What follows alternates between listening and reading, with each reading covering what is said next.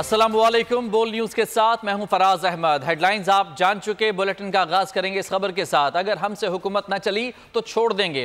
वफाक में नून लीग की नहीं मखलूत हुकूमत है, जिसमें पीपल्स पार्टी और दीगर जमातें भी शामिल हैं। राना सनाउल्लाह की बोल के प्रोग्राम तब्दीली में डॉक्टर दानिश से गुफ्तगू। कहा, नवाज शरीफ हुकूमत नहीं लेना चाहते थे, लेकिन यह फैसला दबाव में नहीं लिया गया। वक्त साबित करेगा कि यह फैसला दुरुस्त था या गलत। हमें निगरान हुकूमत की वजह से सियासी नुकसान हुआ। गवर्नमेंट को अपने तरीके सलीके से चलाने की कोशिश करेंगे, अगर ना चल सकी तो फिर छोड़ देंगे। कोलिशन गवर्नमेंट मजबूत नहीं होती, वो एक कंसेंसस गवर्नमेंट होती है। कोलिशन पार्टनर्स जो हैं वो साथ हैं तो मजबूत है, साथ नहीं है तो बिल्कुल मजबूत नहीं है। फैसले करने में आज़ाद नहीं होती। मियां नवाज शरीफ ने कोई ढकी छुपी नहीं रखी, वो बड़ा वाज़े थे। सिंपल मेजॉरिटी उन्होंने बड़ा वाज़े तौर पे कहा था, मेरी पार्टी को अगर मैंडेट लोग देंगे तो मैं वज़ीर-ए-आज़म बनूंगा। तो ये ज़बरदस्ती नहीं बनवाई गई, बनाई हमने अपनी मर्जी से है। इख्तलाफ राय ज़रूर था, अब फैसला सही है या गलत है ये तो वक्त साबित करे। केयर टेकर सेटअप था, हुकूमतें थी, तो हमारे खाते में तो जो है ना इनका सारा किया धरा पड़ा और हमें इसका बड़ा नुकसान हुआ सियासी तौर पे भी।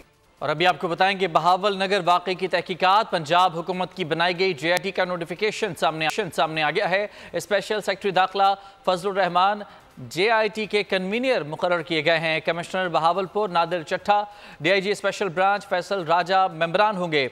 ISI और IB का एक नुमाइंदा भी JIT का रुकन होगा। मजीद बात करेंगे बोल के नुमाइंदे खुर्रम मलिक से।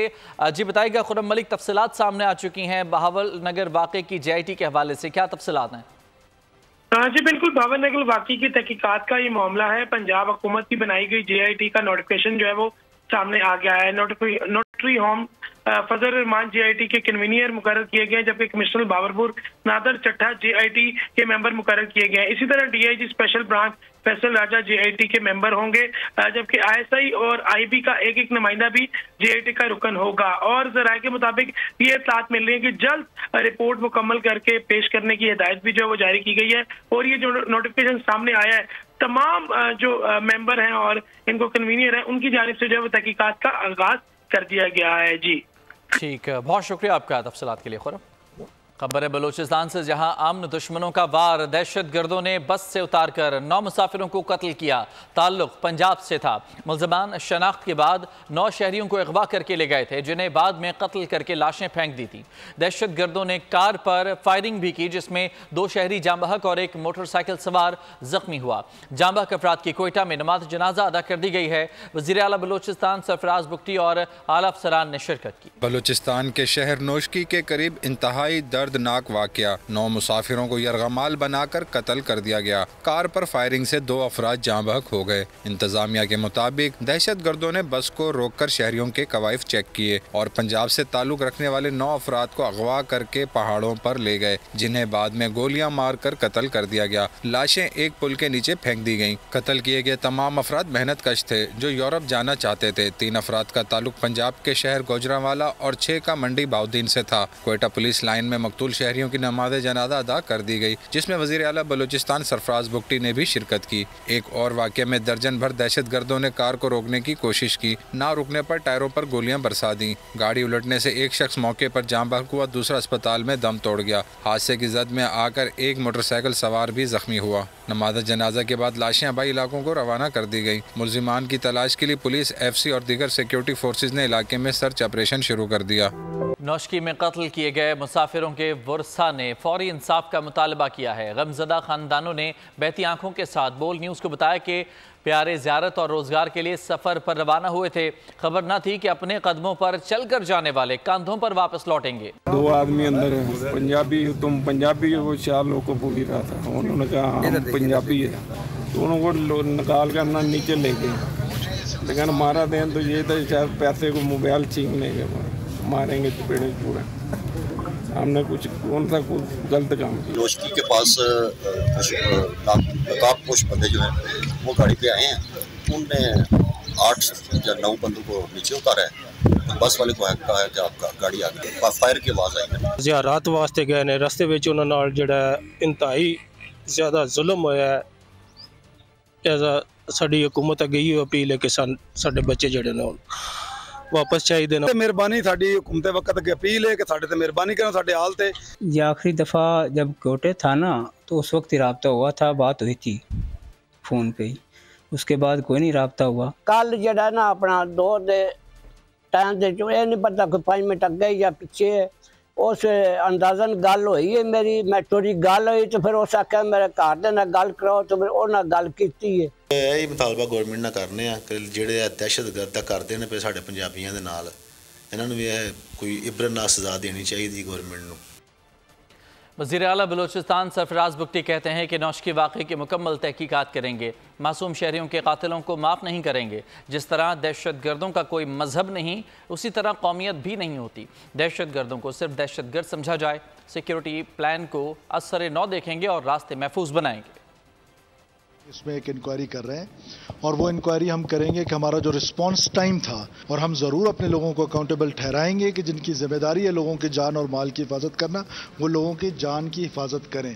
कि जो दहशतगर्द है ना उसकी कोई कौम है, ना उसका कोई मज़हब है, ना उसका कोई कबीला है, इनको सिर्फ दहशतगर्द ही पुकारा जाए। और ये जो शोहदा का मुकद्दस खून है इसका बदला ज़रूर लिया जाएगा। जब आप मासूम पाकिस्तानियों का खून बहाएंगे, हम अपनी पूरी फोर्स के साथ, अपनी पूरी ताकत के साथ रियासत जो है इन दहशतगर्दों के ऊपर हमलावर होगी, लेकिन रिट ऑफ द स्टेट जो है उसको इस्टेब्लिश करना पड़ेगा और करेंगे। हम बिल्कुल डायलॉग करना चाहते हैं, बार बार करना चाहते हैं, लेकिन इस शर्त पर नहीं कि आप हमारे मासूम लोगों का कत्लो गारत जारी रखें। सिक्योरिटी प्लान रिविजिट करेंगे, हम अपने आर्टरीज की हिफाजत करेंगे, हम अपनी शाहराहों की हिफाजत करेंगे, हम अपने मुसाफिरों की हिफाजत करेंगे, हम चेक पोस्ट दोबारा इस्टेब्लिश करेंगे, हम अपना पूरा सिक्योरिटी प्लान रिविजिट करेंगे। सदर मुमलिकत आसिफ जरदारी, वज़ीर आज़म शहबाज शरीफ और चेयरमैन सेनेट यूसुफ रज़ा गिलानी समेत कौमी क़यादत ने नौशकी वाक़े पर इज़हार मज़म्मत किया है। वज़ीर आला पंजाब मरीम नवाज़, वज़ीर आला सिंध मुराद अली शाह और वज़ीर आला खैबर पख्तूनख्वा अली अमीन गंडापुर ने भी दहशत गर्दी की मज़म्मत की। वज़ीर आज़म ने वाक़े की रिपोर्ट भी तलब कर ली। कहा, इस घड़ी में सोगवार ख़ानदानों के साथ खड़े हैं, मुजरिमों और उनके सहूलतकारों को करार वाक़ई सज़ा दी जाएगी। दहशत गर्दी के अफरीद को जड़ से उखाड़ फेंकेंगे। आगे बढ़ते हैं। बलूचिस्तान और पंजाब में बारिशों ने तबाही मचा दी है। आसमानी बिजली गिरने से 25 अफराद जाँ बहक हो गए।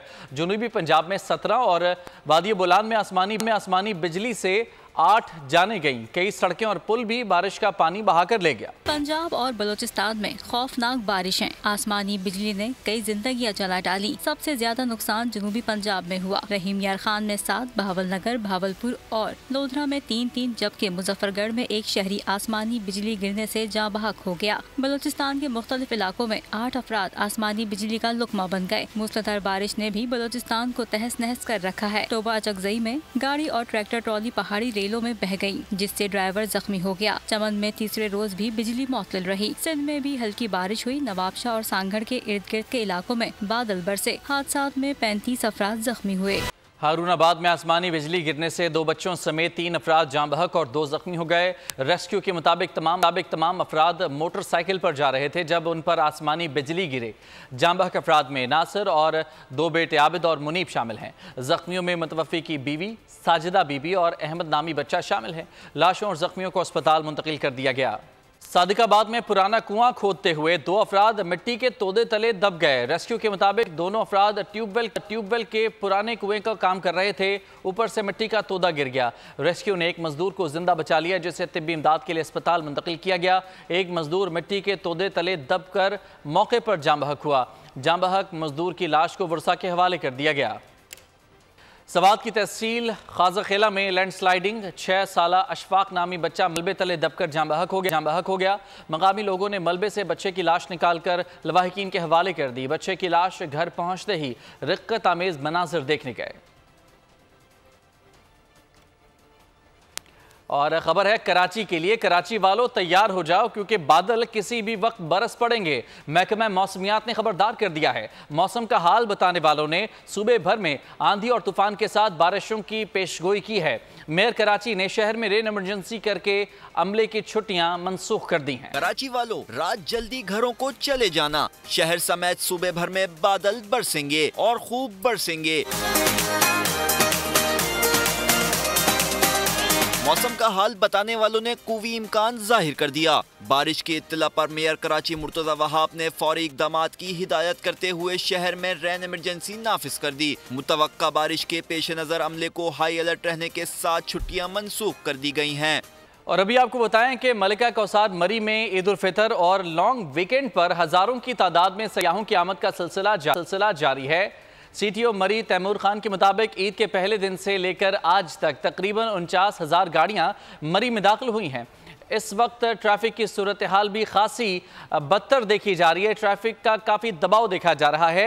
मरी के आपको मनाजर दिखा रहे हैं जहाँ एक बड़ी तादाद में लोग वीकेंड को एंजॉय करने के लिए पहुँचे हैं। एक तो ईद की छुट्टियाँ और फिर इतवार का दिन, हफ्ता और इतवार का दिन, इन तमाम तर अयाम में मरी में अमूमन ज़्यादा रश देखा जाता है। और ऐसी सूरत हाल इस बार भी देखी जा रही है क्योंकि CTO मरी तैमूर खान ने बताया है कि ईद के पहले दिन से लेकर आज तक तकरीबन 49,000 के करीब गाड़ियां मरी में दाखिल हो चुकी हैं, जिसकी वजह से तमाम तर जो रास्ते हैं वो काफ़ी बिजी हैं। मज़ीद बात करेंगे, बोल के नुमाइंदे शाहिद शम्स अब्बासी हमारे साथ मौजूद है। शाहिद बताइएगा क्या सूरत हाल है, सयाहों की कितनी तादाद है मरी में और आमदोरफ्त के जो रास्ते हैं उनकी क्या कंडीशन है?